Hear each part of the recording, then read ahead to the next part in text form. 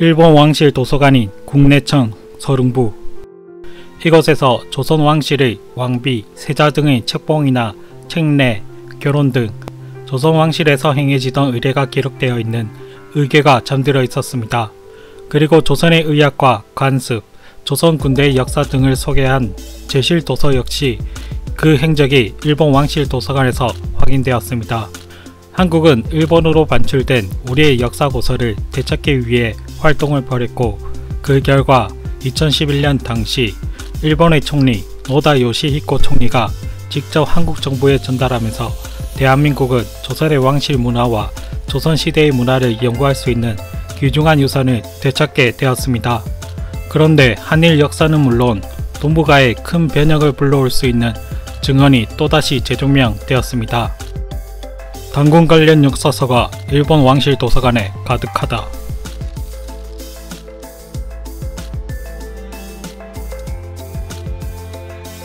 대한민국 국민이라면 학교에서 역사를 배울 때 일제강점기 시기 일본이 한국의 역사 고서를 불태웠다고 배웠습니다.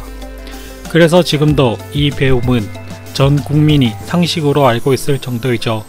하지만 우리가 알던 상식과 다르게 일본은 우리의 역사서를 불태운 것이 아니라 약탈을 해서 일본으로 가져가 보관하고 있었습니다. 그렇다면 일본은 한국의 역사서를 가져가서 어떻게 활용을 했으며 왜 지금도 그 존재를 숨기고 있을까요? 그동안 단군의 존재와 그 역사는 실제 역사가 아니라 신화로서 학계에서 다뤄지고 있었습니다. 한국의 역사학계를 꽉 쥐고 있는 주류 사학계 역시 단군의 역사를 부정하고 신화로만 취급해오고 있죠. 1999년 서지학자 이종학 씨는 개천절을 앞두고 조선 총독부가 조선 왕실의 재산, 문화재를 관리하기 위해 만든 기관인 유황직에서 발행한 문서 9쪽을 공개했습니다. 단군의 사실 여부에 관해서 분분한 의견이 있으나 단군에 대한 기록이 사실임을 확신합니다. 사마천의 사기 등 많은 기록과 동사고기, 삼국유사 등에서 단군에 대한 기록이 이미 있으며, 그리고 배시와 기시 가문 등 조선 내 일부 가문의 족보에도 단군 개국서를 인정하는 기록도 있습니다. 이종학 씨는 유황직 장관이 지낸 신호다 지사구가 작성한 문서와 함께 조선 총독부 중충원이 기록한 조선 사료 중 3권을 공개하면서 말을 이어갔습니다. 조선 사료의 단군의 출생과 사망, 유적, 평론 등과 단군 건국에 관한 내용들을 상세하게 기록한 점으로 미뤄 당시 일본이 단군에 대한 상당한 관심을 갖고 있었던 것으로 보입니다. 이처럼 한국의 옛 역사를 기록한 고서들이 일본 왕실 도서관에 잠들어 있다는 사실을 알게 된 것은 이종학 학자 이전 한 사람의 증언이 있었기 때문인데요. 그 사람의 정체는 남당 박창화입니다. 일본 왕실 도서관에서 근무할 때 단군 조선 관련 사서들이 다량으로 쌓여 있는 것을 보았다. 한국에서 약탈해 간 것들이다. 그중 일부는 내가 정리했다. 그것을 찾아와야 한다. 그리고 이 바람과 함께 논란이 된 것이 그가 일본 왕실 도서관에서 근무하면서 필사했다고 알려진 화랑세기입니다. 고려 인정의 명을 받아 김부식이 편찬한 역사서 삼국사기, 그리고 김부식은 삼국사기를 집필하기 위해 참고한 고서가 있었으니 신라의 대학자 김대문이 화랑도의 우두머리였던 풍월주의 역사를 기록한 화랑세기입니다. 그동안 화랑세기는 우리 역사에서 자취를 갖추면서 소실된 것으로 추정하고 있었습니다. 그런데 박창화가 일본 왕실 도서관에서 보관하고 있던 화랑세기를 필사했다고 말하며 화랑세기 필사본이 공개되자 한국 역사학계에서는 큰 논쟁이 붙게 되었습니다. 한국 사학계에서는 이것이 필사본이 확실하냐와 창작이냐로 나뉘면서 두 주장이 맞붙게 됩니다. 필사본에 나온 단어가 시대상과 맞지가 않다. 본서에 나온 인명 중 금성문에서 확인된 것이 없다. 김해 김씨의 가계가 삼국사기, 삼국유사 기록과 상충된다.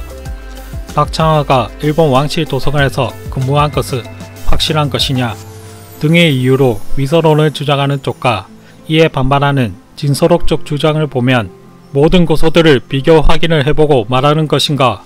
모든 화랑이 천전리에 놀러갔다는 논리는 억지이다.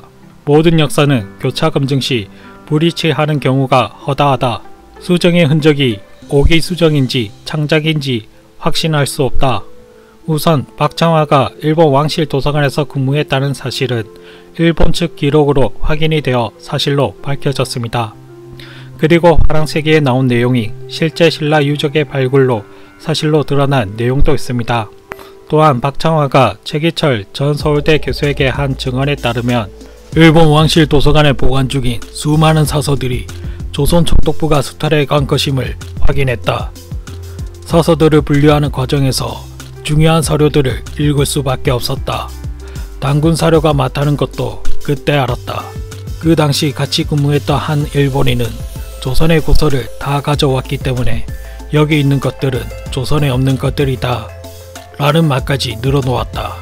이런 중요한 증언이 있는데도 불구하고 한국사학계는 박창화가 필사한 화랑세기 필사본에 대한 진위 여부에만 몰두한 채 정작 일본 왕실 도서관에 잠자고 있는 우리의 고서들을 찾아야 한다는 의제가 전혀 논의되지 못하고 있습니다. 달을 가리키면 달에 집중해야 하는데 달을 가리키는 손가락을 향해 왜 가운데 손가락으로 가리키는 것이냐, 어느 손으로 가리키는 것을 보니 우파구나, 왼손으로 가리키는 것을 보니 좌파구나 하고 있는 꼴이죠. 정작 중요한 달을 안 보고 엉뚱한 것으로 논쟁하고 있으니 일본이 뺏어간 우리의 고서, 우리의 역사를 되찾기란 아직은 멀게만 느껴집니다.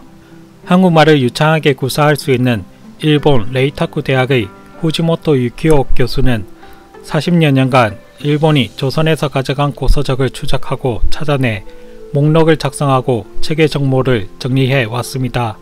그의 말에 의하면 지금까지 거의 90% 이상 조사가 되었고 메이지 유신 이후 많은 책들이 일본으로 밀반출되어 일본 전역에 최소 약 5만 권 이상의 책들이 있을 것으로 추정하고 있습니다.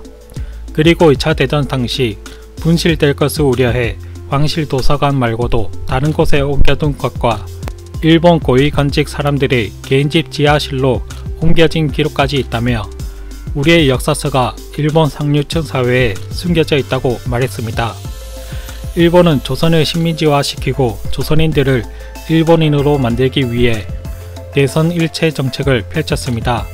그리고 이를 성공시키기 위해서 고대사를 왜곡하고 조작해서 조선인들을 일본의 동생 국가 국민으로 만들려고 했죠. 한국에서 역사는 돈이 안 된다는 이유로 기피되고 있습니다. 하지만 돈이 안 된다고 역사를 외면한 순간 우리는 또다시 과거의 치욕을 되풀이할 수가 있습니다. 과거의 같은 실수를 반복하지 않기 위해서는 우리 국민들이 우리의 역사를 지켜야 하지 않을까요?